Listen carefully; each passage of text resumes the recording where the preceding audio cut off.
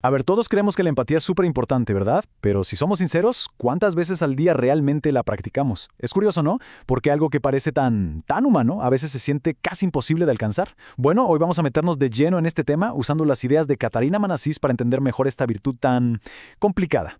Y para arrancar, miren esta frase de San Francisco de Asís. Es potentísima. Pone las cosas en perspectiva, ¿no creen? Nos dice que la empatía no es algo que simplemente nos pasa. No se trata de sentarnos a esperar que los demás nos entiendan, sino todo lo contrario. Es salir a buscar, es el esfuerzo real y activo por entender al otro. Y acá está la gran pregunta, el meollo del asunto. Si todos estamos de acuerdo en que ser empático es bueno, ¿por qué metemos la pata tan seguido? ¿Por qué es tan difícil en el día a día? Esa es la gran contradicción, la paradoja que vamos a desentrañar. Ok, entremos de lleno a esta contradicción. La vamos a llamar la paradoja de la empatía. Y se trata justo de eso, de ese abismo que a veces existe entre lo que decimos que valoramos y lo que terminamos haciendo.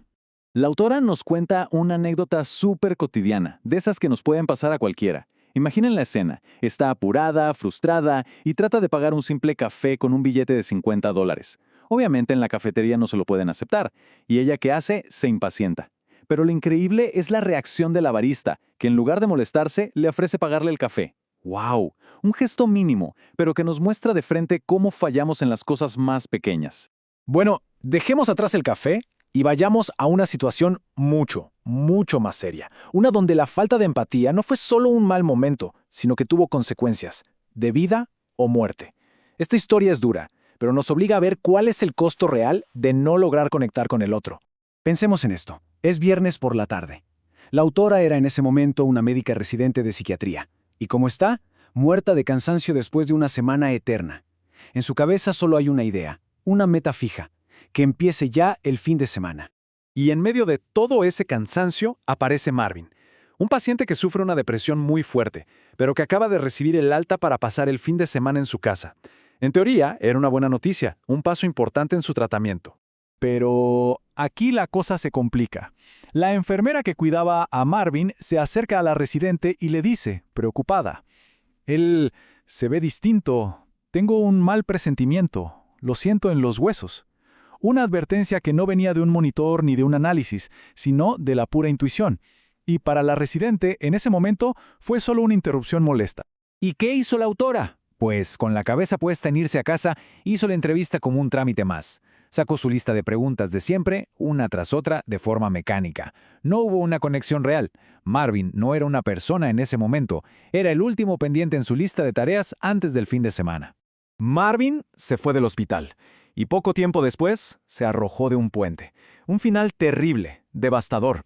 Y si miramos hacia atrás, vemos que fue el resultado de una serie de fallas pequeñas que juntas crearon un vacío enorme de empatía.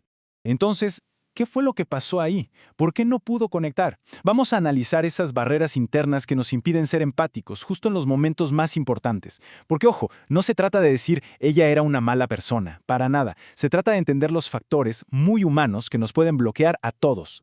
La propia autora, reflexionando, identifica varias cosas.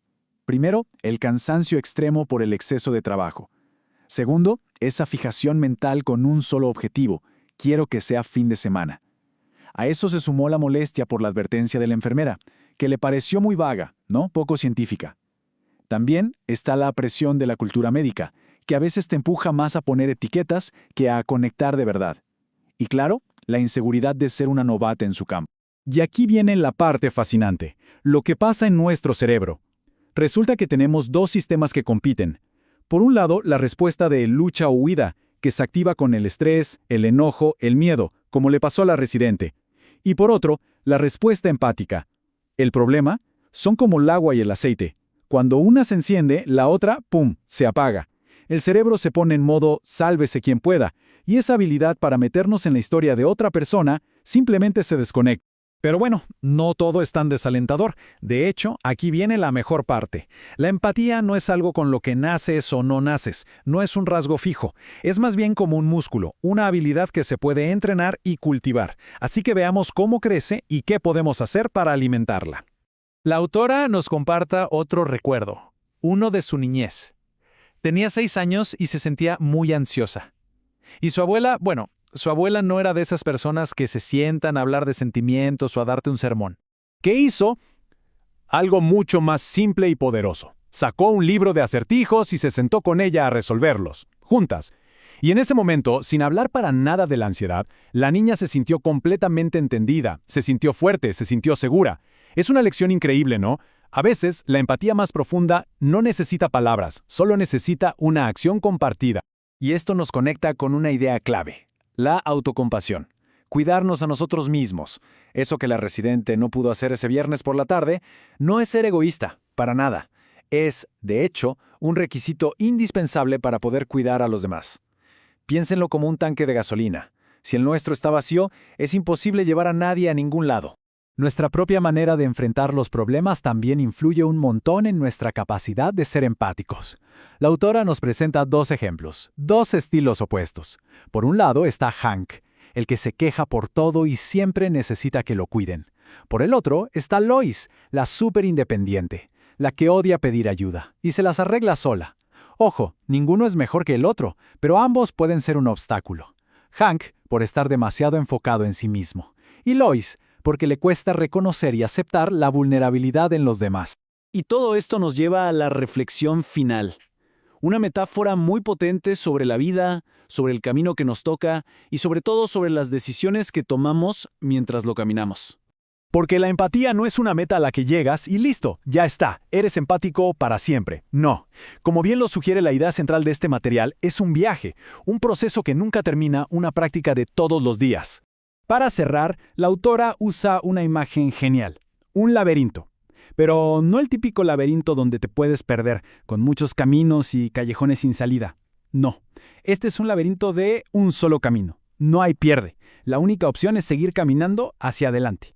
Y este laberinto representa esas cosas de la vida que simplemente son como son, las circunstancias que no podemos cambiar. Y esta idea es perfecta para el remate final.